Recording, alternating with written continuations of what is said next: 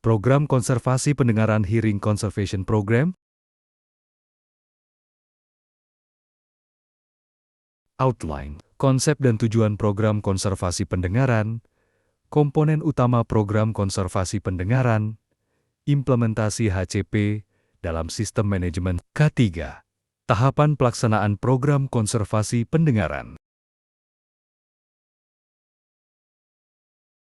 Tujuan, memahami konsep dasar dan tujuan program konservasi pendengaran HCP, menjelaskan komponen utama HCP sesuai standar K3 nasional dan internasional. Menerapkan HCP secara terintegrasi dengan sistem manajemen K3, SMK3, ISO 45001. Mengevaluasi efektivitas HCP melalui monitoring paparan kebisingan dan kesehatan pekerja. Menyusun tahapan implementasi HCP yang sesuai dengan kebutuhan perusahaan. Konsep dan tujuan program konservasi pendengaran. Definisi HCP dalam K3. Hearing Conservation Program HCP adalah program sistematis dalam K3 untuk melindungi pekerja dari penyakit akibat bising PAB. HCP mengintegrasikan pengukuran teknis, pemeriksaan kesehatan, serta edukasi pekerja agar risiko kebisingan terkendali secara berkelanjutan.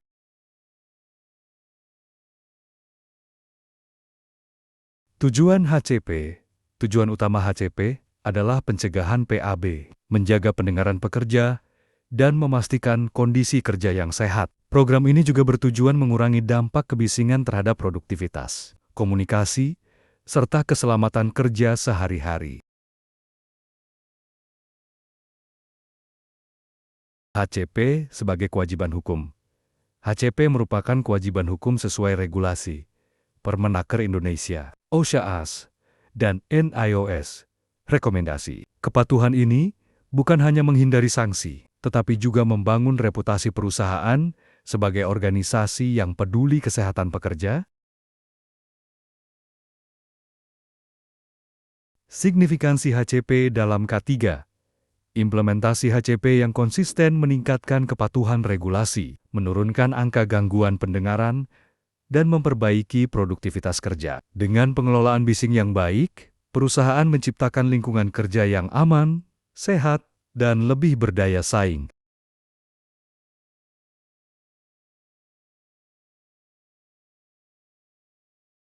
Komponen utama program konservasi pendengaran.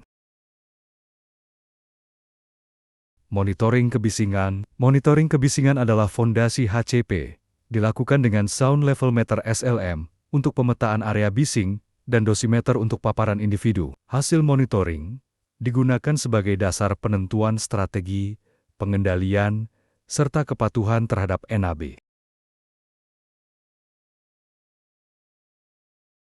Pemeriksaan kesehatan audiometri. Audiometri dilakukan untuk mendeteksi perubahan ambang pendengaran terdiri dari tes baseline awal kerja, berkala, dan tindak lanjut jika ada indikasi gangguan. Pemeriksaan ini menjadi indikator efektivitas program konservasi pendengaran.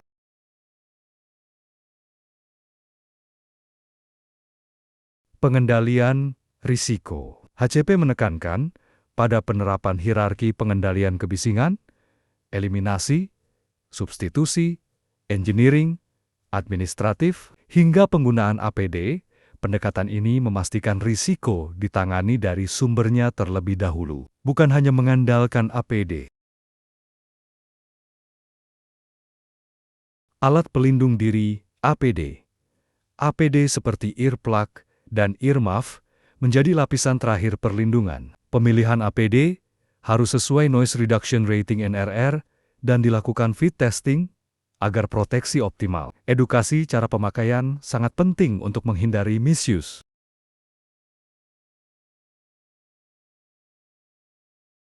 Edukasi dan pelatihan pekerja. HCP efektif bila pekerja memahami bahaya kebisingan dan cara melindungi diri. Pelatihan meliputi kesadaran risiko, penggunaan APD yang benar, serta pentingnya audiometri berkala. Edukasi mendorong kepatuhan dan perubahan perilaku. pencatatan, dan dokumentasi. Semua data hasil pengukuran kebisingan, audiometri, APD, hingga tindakan korektif harus terdokumentasi rapi. Dokumentasi ini penting untuk audit, evaluasi efektivitas program, dan bukti kepatuhan terhadap regulasi.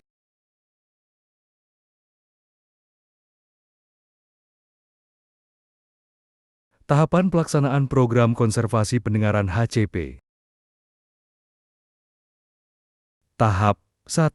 Identifikasi dan penilaian risiko kebisingan. Langkah awal HCP adalah survei kebisingan menggunakan SLM atau dosimeter, pemetaan area bising, serta analisis paparan pekerja. Data ini menjadi dasar menentukan area prioritas, pekerja berisiko tinggi, dan jenis pengendalian yang diperlukan.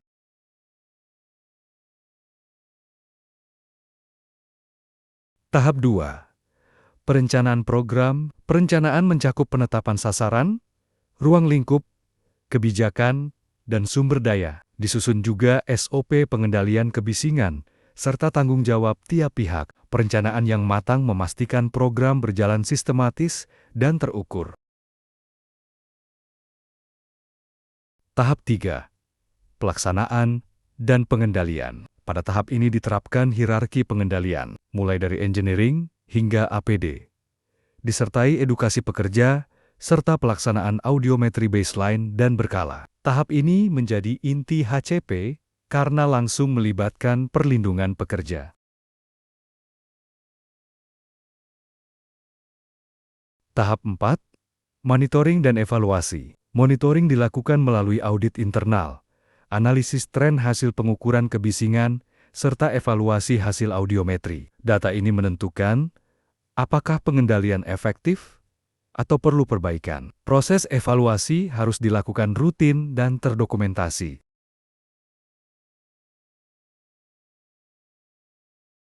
Tahap 5.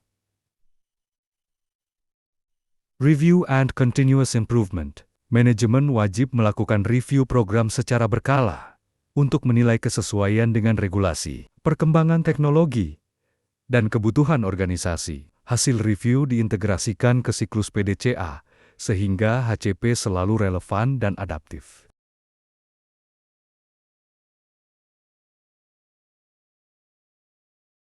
Implementasi HCP dalam sistem manajemen K3. Integrasi ke dalam PDCA, program konservasi pendengaran HCP harus diintegrasikan ke siklus PDCA Plando Check, mulai dari perencanaan strategi, pelaksanaan monitoring, pemeriksaan kesehatan, evaluasi efektivitas, hingga perbaikan berkelanjutan. Pendekatan ini memastikan program konsisten dan adaptif terhadap perubahan. Penetapan tanggung jawab. Implementasi HCP menuntut pembagian tanggung jawab yang jelas. Manajemen menetapkan kebijakan dan sumber daya, supervisor memastikan penerapan di lapangan, tenaga K3 melakukan monitoring, dan pekerja wajib patuh. Keterlibatan semua pihak menjamin keberhasilan program.